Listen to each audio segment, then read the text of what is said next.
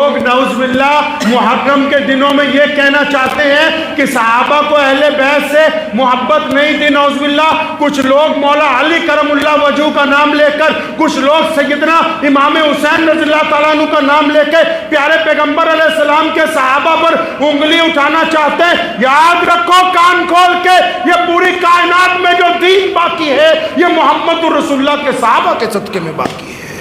لوگوں کو آپ سنیں گے نا نعوذ باللہ وہ صحابہ کی اولاد کے خلاف یا کسی صحابہ کے خلاف بولتے ہیں، ان کا کوئی لمبا چوڑا مقصد نہیں ہے، کیونکہ جو اسلام کے لیے کچھ کر نہیں سکتے پھر وہ فتنہ پھیلاتے ہیں۔ اللہ اکبر۔ سیدنا ابو بکر صدیق رضی اللہ تعالیٰ عنہ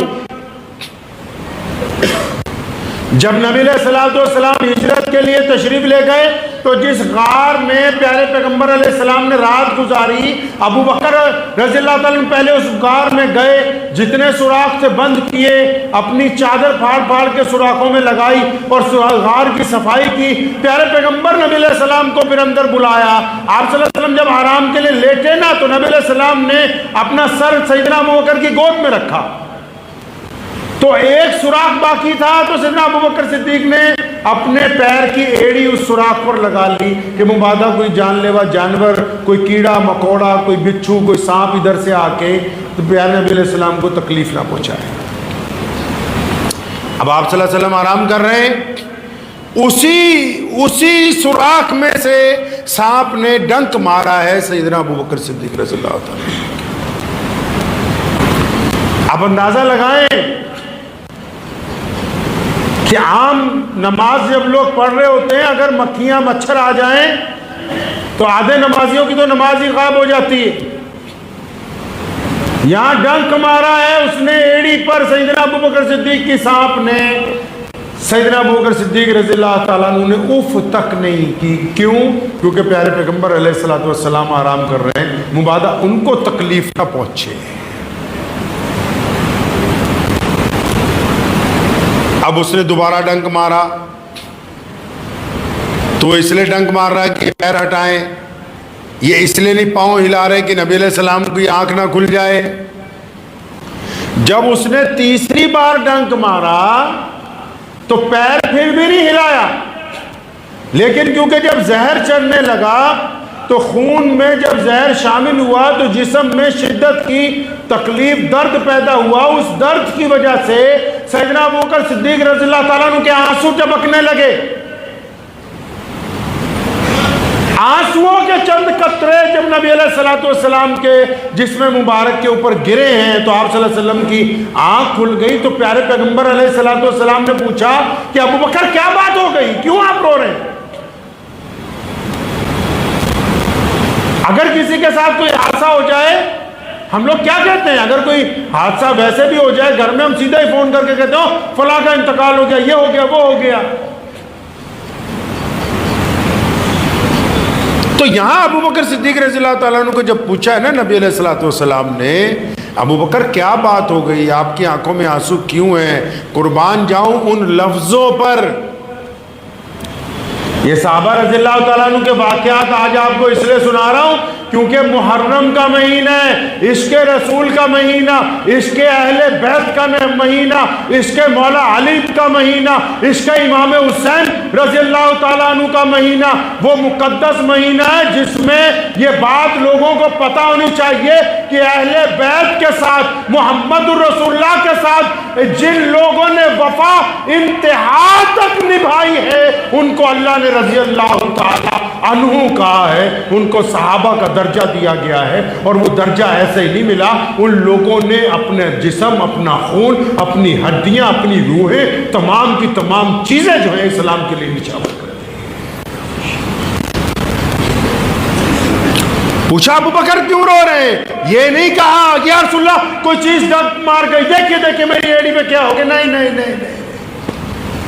قربان جائیں سیدنا ابو بکر صدیق رضی اللہ تعالیٰ عنہ کے اوپر، ان کے ماں باپ پر جنہوں نے ایسی اولاد پیدا کی۔ فرمایا یا رسول اللہ میرے امی ابو بھی، میں بھی اور میری اولاد بھی آپ پر قربان ہو جائے۔ لفظ سنیں عاشق رسول کے کیا ہوتے ہیں۔ ایسے ہی نہیں، پیارے پیغمبر علیہ السلام نے کہا تھا کہ میں نے سب کا بدلہ واپس کر دیا جنہوں نے اسلام پر احسان کیے۔ ابو بکر کا ہاتھ پکڑ کے کہا تھا کہ میں ابو بکر کا احسان نہیں لوٹا سکا، اسے کل اللہ کے پاس لے جاؤں گا اور میرا رب اس کو بہترین بدلہ عطا فرمائے گا۔ فرمایا یا رسول اللہ یہ نہیں کہہ رہے کہ صاحب نے ڈنک مار لیا، بچھو نے مار لیا، درد ہو رہا ہے، زخم ہو گیا، نہیں نہیں بھائی۔ فرمایا یا رسول اللہ صلی اللہ علیہ وسلم میرے ماں باپ اور میں بھی، میری بیوی بچے بھی، یا رسول اللہ ہم سب آپ پر قربان ہو جائیں، یا رسول اللہ ایسا لگتا ہے جیسے کسی چیز نے میرے پاؤں پہ کاٹ لیا ہو۔ حسن دیکھیں عشق کا۔ ایک بوڑھی عورت آتی ہے، ایک بوڑھی عورت نے آ کے نبی علیہ السلام کو کہا یا رسول اللہ آپ نے اعلان کیا کہ اللہ کے راستے میں کچھ دیں اور دشمن آپ کو مارنے کے لیے آ رہے ہیں، جنگ بدر تیار ہے، یا رسول اللہ گھر میں نوجوان نہیں، پیسے نہیں، دھن نہیں، دولت نہیں، کوئی ساز و سامان نہیں، بس یہ ایک بچہ 1 سال کا، وہ مجھے پتا آپ کے پاس ڈھالے کم ہیں، آپ اس بچے کو بھی ساتھ لے جائیں، دشمن اگر آپ کی طرف تیر مارے تو آپ اس کو بطور ڈھال استعمال کریں، میرے بچہ بطور ڈھال استعمال ہوگا تو میں سمجھوں گی کہ میں نے محمد رسول اللہ کے لیے کوئی قربانی پیش کی ہے۔ بچہ اس کے جذبے کو دیکھ کے اسے واپس لوٹایا گیا۔ یہ واقعات آپ کو اس لیے سنا رہا ہوں کہ کچھ لوگ نعوذ باللہ محرم کے دنوں میں یہ کہنا چاہتے ہیں کہ صحابہ کو اہل بیت سے محبت نہیں تھی، نعوذ باللہ۔ کچھ لوگ مولا علی کرم اللہ وجہہ کا نام لے کر، کچھ لوگ سیدنا امام حسین رضی اللہ تعالیٰ عنہ کا نام لے کے پیارے پیغمبر علیہ السلام کے صحابہ پر انگلی اٹھانا چاہتے ہیں۔ یاد رکھو کان کھول کے، یہ پوری کائنات میں جو دین باقی ہے یہ محمد رسول اللہ کے صحابہ کے صدقے میں باقی ہے، یہ ان کی بدولت باقی ہے۔ اور کن کی بات کرتے ہو اہل بیت کی کہ اہل بیت کو نعوذ باللہ صحابہ اکرام رضی اللہ تعالی اجمعین کا ان سے تعلق نہیں تھا؟ ارے اہل بیت سے جو وفاداری صحابہ نے نبھائی ہے وہ تم نہیں نبھا سکتے۔ اور اتنا پیار تھا اہل بیت کو صحابہ سے، سنو مولا علی کرم اللہ وجہہ نے بھی اور سیدنا امام حسین رضی اللہ تعالیٰ عنہ نے بھی، اور ان 72 شہداء کی لسٹ نکالو جن کی شہادت میدان کربلا میں ہوئی ہے، ان میں عمر فاروق بھی ہیں، ان میں سیدنا عمر بھی ہے، ان میں سیدنا ابو بکر بھی ہیں، اس میں عثمان بھی ہیں، اور یہ وہ والے عمر عثمان ابو بکر نہیں ہیں، یہ وہ عمر عثمان ابو بکر ہیں جن کا نام مولا علی نے اپنے یاروں کے نام پر رکھا ہے، اور اس لیے رکھا تھا کہ قیامت تک آنے والے بدبختوں کو بتا دے کہ اگر تم رسول اللہ کے صحابہ پر تنقید کرنا چاہو گے تو یاد رکھو اہل بیت کو صحابہ سے اتنی محبت ہے کہ وہ اپنی اولاد کا نام صحابہ کے نام سے رکھتے ہیں، وہ اپنی اولادوں کا نام صحابہ کے نام پہ رکھتے ہیں، یہ ان کا مقام ہے۔ اور اہل بیت سے اس طرح کا عشق ہے صحابہ کرام رضی اللہ تعالیٰ اجمعین کو۔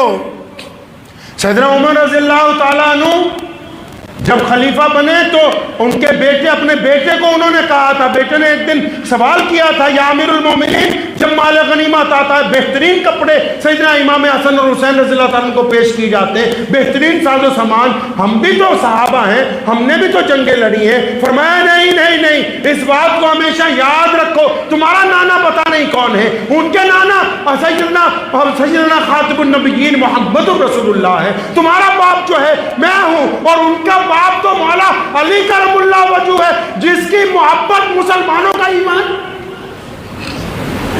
جن کے بارے میں محمد رسول اللہ نے کہا کہ ان کی محبت مسلمانوں کے ایمان کا حصہ ہے۔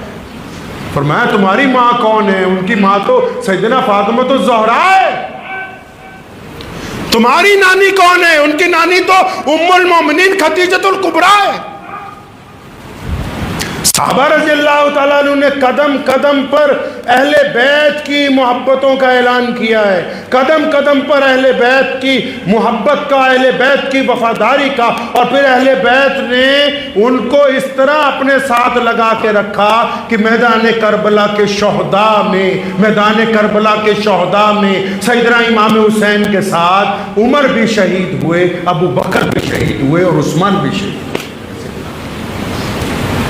یہ نام اس لیے نہیں لیے جاتے کہ کہیں مسلمانوں کو پتہ نہ لگ جائے کہ اچھا اتنی محبت تھی کہ اپنے بچوں کا اپنے بھائیوں کا نام بھی رسول اللہ کے دوستوں کے نام پر رکھا ہوا ہے. پیارے محمد رسول اللہ کے جو دوست ہیں, محمد رسول اللہ کے جو یار ہیں, کل قیامت کا بھی دن جب ہوگا تو وہ بھی محمد رسول اللہ کے روضے سے ساتھ میں آئیں گے. ایک دن نبی علیہ السلام مسجد نبوی سے باہر نکل رہے تھے, دائیں ہاتھ میں سیدنا ابو بکر صدیق کا ہاتھ تھا, بائیں ہاتھ میں سیدنا عمر رضی اللہ تعالیٰ عنہ کا ہاتھ تھا. صحابہ نے دیکھا, اور میں کیا دیکھتے ہو, کل قیامت کا جب دن ہوگا میں اسی طرح اپنے روضے سے باہر نکل کے آؤں گا.